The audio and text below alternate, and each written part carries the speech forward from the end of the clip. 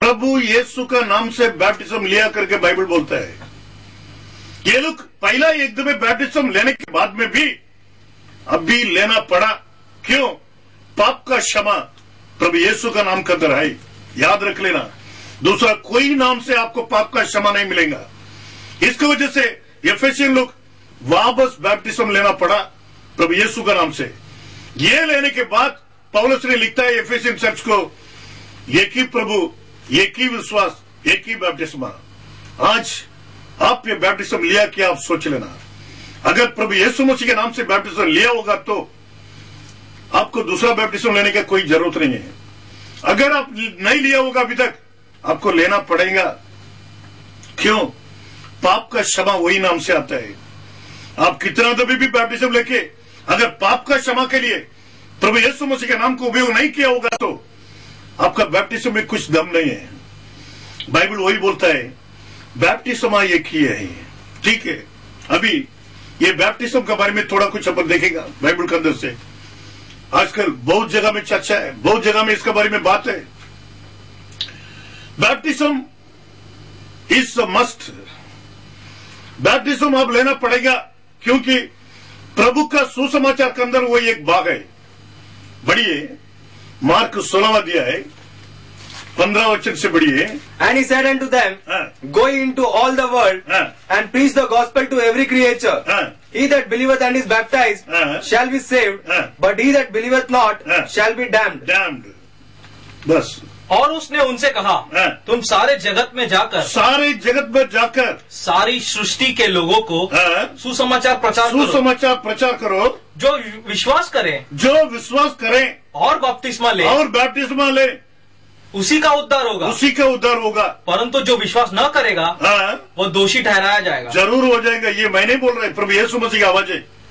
आप पूछो प्रभु यीशु मसीह, मैं बैप्टिज्म नहीं ले सकता है करके बोल मांगता है तो प्रभु यीशु मसीह अपना शिष्यों को भेजने का टाइम अक्का जगत में जाओ, इवन इंडिया के लिए भी है। अक्का जगत में जाओ, सुसमाचार बताओ। जो कोई विश्वास करे वो बैप्टिज्म लेगा, जो नहीं विश्वास करेगा वो दंड पाएगा। बाइबल वही बोलता है। जो कोई विश्वास करके बैप्टिज्म लेगा वो तारण्य पालेगा, उसको उद्धार मिलता है। बाइबल बोलता है। अब सोचो भी, फिर गॉस्पेल के अंदर, सुसमाचार के अंदर बैप्टिज्म एक पार्ट है। ये पार्ट को छोड़कर बाकी सब आप करो, फिर भी गॉस्पेल पूरा नहीं होता है। सुसमाचार बताने के लिए अगर जाता है तो बैप्टिज्म पक्का है। ये प्रभु का आज्ञा है, मैं नहीं बोल रहा है, प्रभु का आज्ञा है। अगर प्रभु आपको भेजा होगा तो आप भी जरूर इसका बारे में प्रचार करेगा। जो कोई उसको छुपाना चाहता है वो प्रभु का स्पिरिट से नहीं होगा। प्रभु का स्पिरिट अलग अलग बात कभी करेगा नहीं। आप सोचो, बाइबल के अंदर से एक सुसमाचार बताने वाला के बारे में अभी मैं बता रहा है। अब बढ़िए, प्रेषित 8वां अध्याय में आ जाइए। फिलिप करके एक आदमी है, उसका बारे में थोड़ा अभी अपन जानकारी लेंगे। बाइबल बोलता है, प्रेषित 8वां अध्याय बढ़िए 30वां वचन में आ जाना। फिलिपुस ने उस ओर दौड़कर उसे यशायाह भविष्यवक्ता का की पुस्तक पढ़ते हुए सुना और पूछा कि तू जो पढ़ रहा है क्या उसे समझता भी है? उसने कहा, जब तक कोई मुझे न समझाए तो मैं क्यों कर समझूं? और उसने फिलिपुस से विनती की कि चढ़कर मेरे पास बैठ।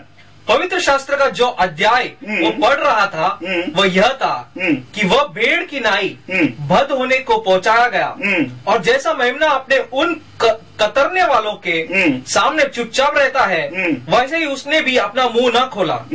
उसकी दीनता में उसका न्याय होने नहीं पाया, और उसके समय के लोगों का वर्णन कौन करेगा, क्योंकि पृथ्वी से उसका प्राण उठाया जाता है।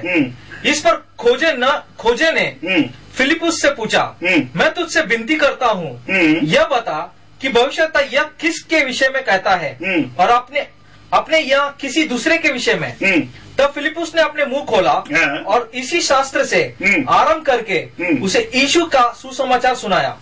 मार्ग में चलते चलते वे किसी जल की जगह पहुंचे।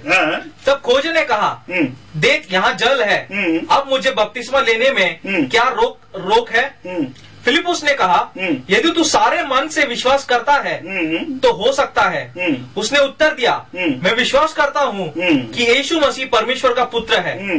तब उसने रथ खड़ा करने की आज्ञा दी और फिलिपुस और खोजा दोनों जल में उतर पड़े और उसने उसे बपतिस्मा दिया।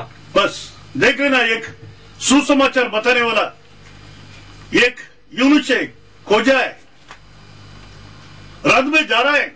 अब देखो बहुत बड़ा मंदिर है, लेकिन पवित्र आत्मा ने ये फिलिप को, ये सुसमाचार बताने वाला को बोला है वो रथ में जाके मिल जाओ।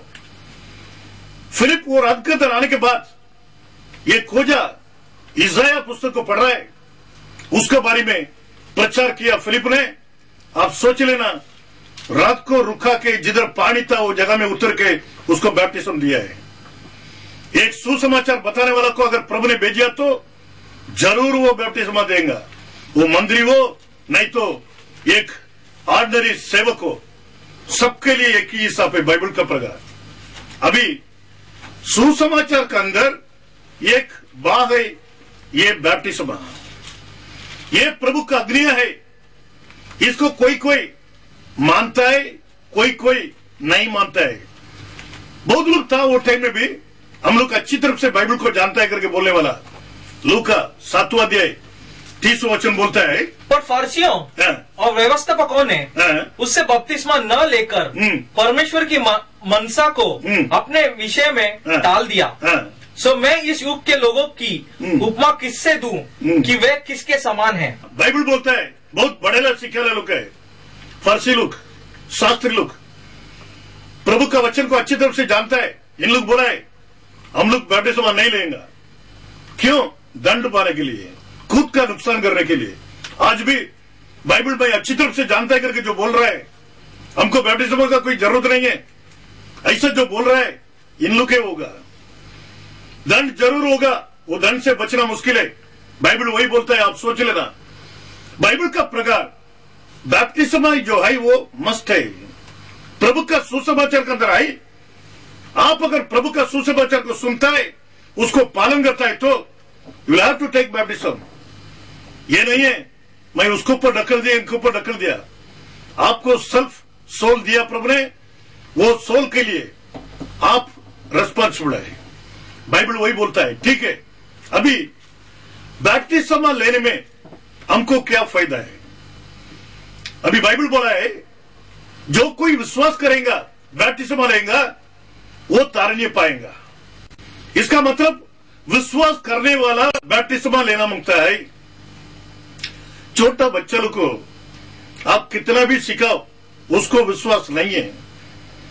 1 साल 2 साल का बच्चे को बैप्टिज्म दिया करके आप बोल रहे हैं, वो बच्चा लोग अभी तक ज्ञान को नहीं लिया। वो बच्चा लोग आपका मैसेज को सुन के, मान के, पश्चाताप करके बैप्टिज्म नहीं ले सकता है। इसके लिए जिसने विश्वास करेगा या विश्वास करने का कैपेसिटी में होगा, उन लोग को बैप्टिज्म देना चाहिए। बाइबल वही बोलता है। ठीक है, अभी सेकंड स्टेप में ये बाइबल क्यों ये बैप्टिज्म के बारे में सिखाता है, पाप का क्षमा कैसा आता है, उसके बारे में थोड़ा अपन अभी देखेंगे। मार्क पहला दिया है 3रा वचन बोलता है, जंगल में एक पुकारने वाले का शब्द सुनाई दे रहा है कि प्रभु का मार्ग तैयार करो और उसकी सड़कें सीधी करो। यूहन्ना आया जो जंगल में बपतिस्मा देता और पापों की क्षमा के लिए मन फिराव के बपतिस्मा का प्रचार करता था। मन फिराव का बैप्टिज्म के बारे में प्रचार कर रहा था यूहन्ना ने। जूनो करार के अंदर बलिदान देता था, बकरा या बैल, मुर्गा, ऐसा बहुत कुछ वैरायटीज को बलिदान देता था जूनो करार में।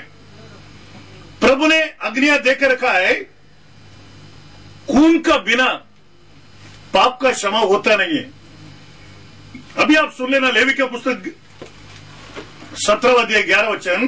क्योंकि शरीर का प्राण लहू में रहता है, और उसको मैं तुम लोगों को वेदी पर चढ़ाने के लिए दिया है कि तुम्हारे प्राणों के लिए प्रायश्चित किया जाए।